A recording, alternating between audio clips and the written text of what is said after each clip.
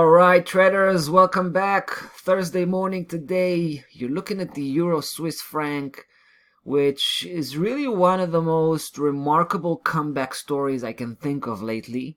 And we were right there in the middle of that move.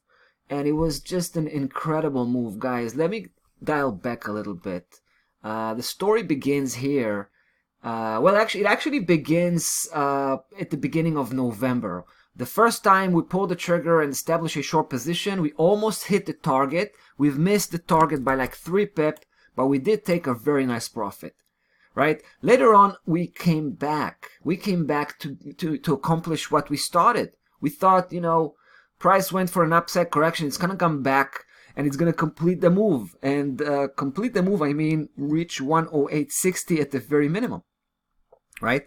So we pulled the trigger again and went for a second consecutive, bearish campaign when price broke below 109.69. We got in a little bit late around this area here. And then, of course, price started to move upwards for a couple of days. It touched base nicely here, found some resistance and went back down. At this point, we felt pretty comfortable, right? Pretty confident. And then there was this explosive move. Now, I'm not talking about the first couple of days, but I'm talking about this, guys. Remember this? This was just a few days ago.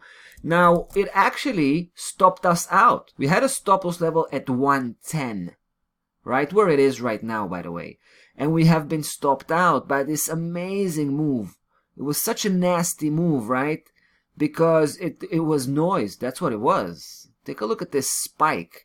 Just slicing 109.69, but also taking the previous high. You can just imagine how many stop loss levels were here, right? So price basically just dried up that area, cleaned it up, and then boom, take a look at this incredible move back on the downside. Now, when we saw this, even though we were stopped out, we jumped right back in, and we jumped in with full force. We actually pushed a double size position than why we were stopped out, and you can see what happened, right? Because whenever you see this really unusual type of move, this probably produces something like 90% of probability. I mean, in terms of success rate, right? This is really unusual move that is very, very strong in terms of sending indication for a reversal, right? This is a classic reversal type of behavior, especially when you combine that huge spike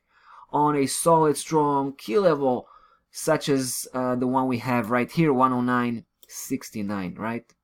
So we pulled the trigger twice when price came back, right? We jumped back in. We have no problem to do so, even though we were stopped out just recently, just, a day before.